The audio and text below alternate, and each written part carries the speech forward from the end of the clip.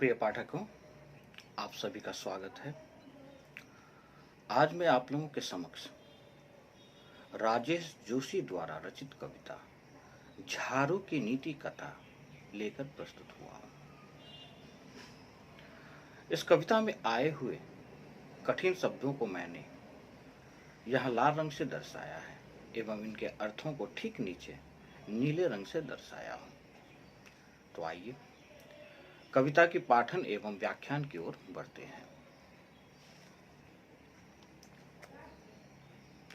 झारू बहुत सुबह जाग जाती है और शुरू कर देती है अपना काम। बुहारते हुए अपनी अटपटी भाषा में वह लगातार बरबराती है। कचरा बुहारने की चीज है, घबराने की नहीं, कि अब भी बनाई जा सकती है जगहें रहने के लायक। तो आइए इन पंक्तियों के प्रसंग की ओर बढ़ते हैं। प्रस्तुत पंक्तियां राजेश जोशी द्वारा रचित कविता झारू की नीति कथा से ली गई है। यह कवि समाज के गंदगी को साफ करने की बात कर रहे हैं। तो आइए पंक्तियों की व्याख्या की ओर बढ़ते हैं। हमारे दैनिक जीवन में अनेक वस्तुओं का हम उपयोग हजारों वर्षों से करते आ रहे हैं। उनमें यदि कोई सबसे महत्वपूर्ण, उपयोगी और पवित्र वस्तु है तो वह है झाड़ू, जिसे अनेक नामों से जाना जाता है, जैसे कलुषनाशिनी, सम्मार्जनी, झाड़ू, कूचा, वाढ़न, बढ़नी, कोस्ता, पोचड़ा, ख्योड़ा, ब्रुश, पॉलिश आदि नामों से जानते हैं, जो देश काल के अनुरूप प्रचलित है, जिसे कहीं लोग देवी तो कहीं साक्षात लक्ष्मी का प्रतीक तो कहीं पवित्र प्रतीक और दुष्ट आत्माओं और काले जादू से बचने का शस्त्र या पवित्र दंड माना जाता है। झाड़ू जो अपवित्र रहकर भी पावन माना जाता है, बुरी नजर ना पड़े, कोई चुराकर न ले जाए, इसलिए इसे छुपा कर रखने,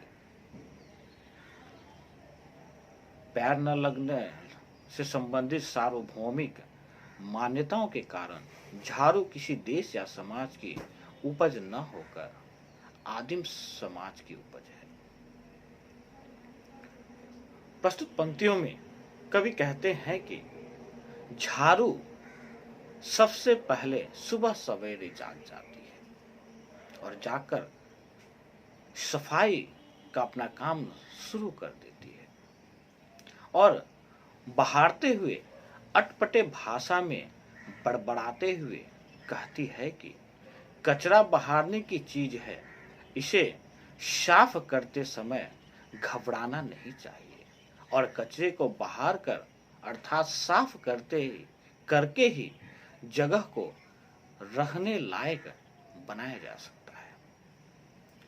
कवि के यहाँ कहने का तात्पर्य है कि समाज के कचरा रूपी बुराई को साफ करने के लिए हमें झाड़ू के रूप में काम करना चाहिए और असामाजिक तत्वों को साफ करते हुए हमें रास्ते में बहुत सारे परेशानियां आएंगी, पर हमें उससे डरना नहीं चाहिए, बल्कि हमें लगातार समाज के लिए काम करना चाहिए।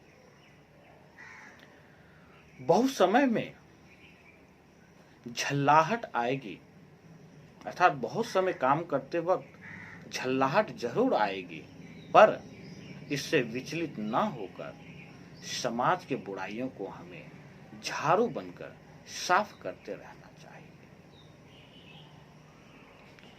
इस प्रकार अगर हम इन पंक्तियों में विशेष की बात करें तो यह कवि ने झाड़ू के माध्यम से हमारे समक्ष संदेश दे रहे हैं कि हम सभी को मिलकर समाज के बुराइयों को साफ कर परिष्कृत रखना चाहिए, जिसके उसकी बुराई रूपी कचरा इस समाज से दूर हो और हम मनुष्य को इस परिवेश, इस धरती, इस समाज में रहने लायक परिस्थिति मिल सके।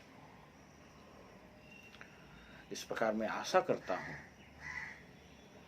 कि यह व्याख्यान आप लोगों के लिए सार्थक सिद्ध हो एवं आप लोगों से गुजारिश है कि मेरे इस चैनल को आप लोग कृपया लाइक एवं सब्सक्राइब करें। आज के लिए इतना ही। धन्यवाद।